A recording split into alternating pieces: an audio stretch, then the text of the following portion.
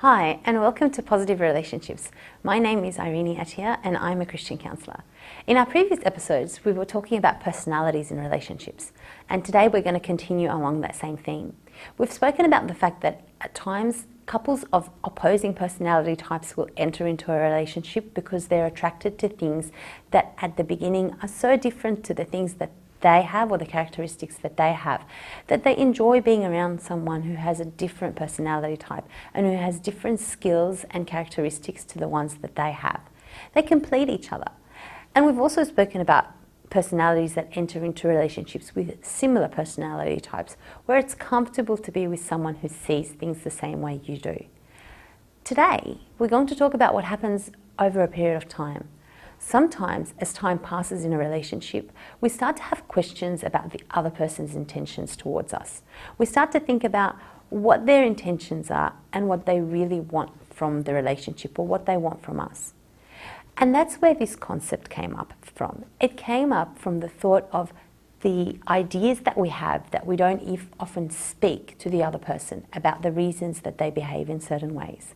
Today we're going to talk about conception of intention. Conception of intention is best explained through an example. So say, for example, you're at home and you're waiting for your partner to come home. You've told them that they need to be home by 5 o'clock. It is now 5:05 and they're not there. You start to think, obviously my appointment is not important to them. If it was important to them that they would arrive on time, if they really cared about me as much as they care about their work or their sporting activities or even their church service, then they would make that same commitment and they would make sure that they're here on time.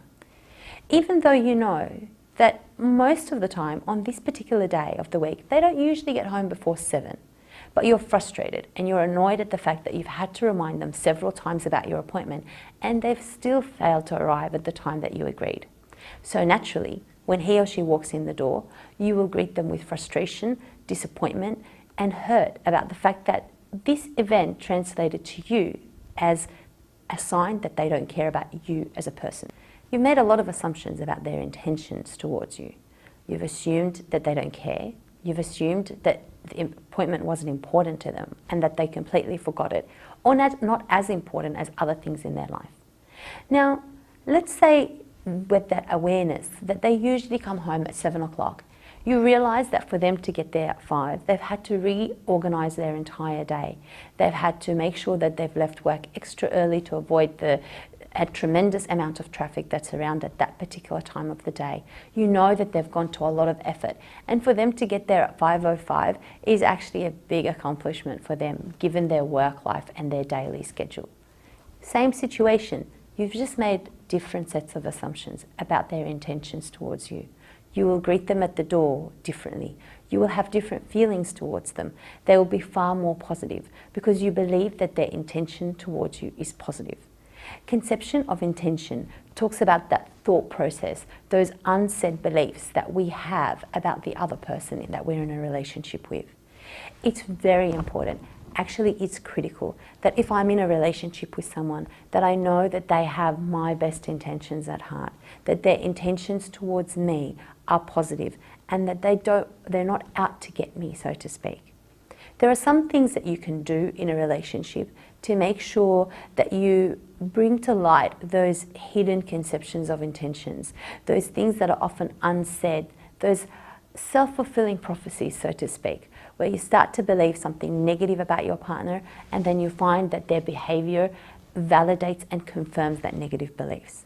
So some of the things that not to do: don't make assumptions. Don't assume that because the other person is behaving in a certain way, it is because they're out to get you, or they're out to frustrate you, or because that they don't care about you. Whenever you make those assumptions and they're covered in negative statements about the other person, know that they may possibly not be true. And just believing them, even though you may not act on them, will change the way you feel and the way that you behave around the other person.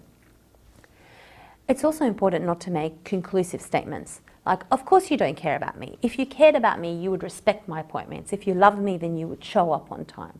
Those conclusive, definitive appointments don't give the other person the opportunity to be honest and loving and show that their intention may have been different to what you perceived it to be. What's important that you do is you ask what the other person means. To be able to say to your partner, look, when you came late that day, I was hurt. Could you explain to me what were the reasons that you came late that day? Or what happened in your day?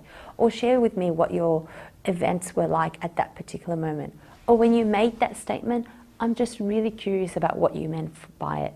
It's important to be genuine when asking what the other person means, because when we're insincere or condescending, it comes across and the other person will naturally respond defensively. Whereas if we have a genuine desire to understand our partner, then they're much more willing to be open. It's also important to be willing to accept that you could be wrong. There are often times when we make assumptions and they're simply untrue.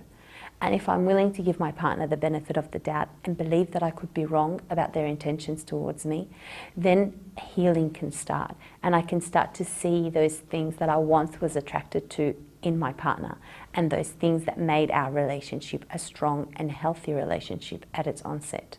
Thank you for joining me today. I encourage you to ask those questions and to have positive conceptions of intentions of people around you.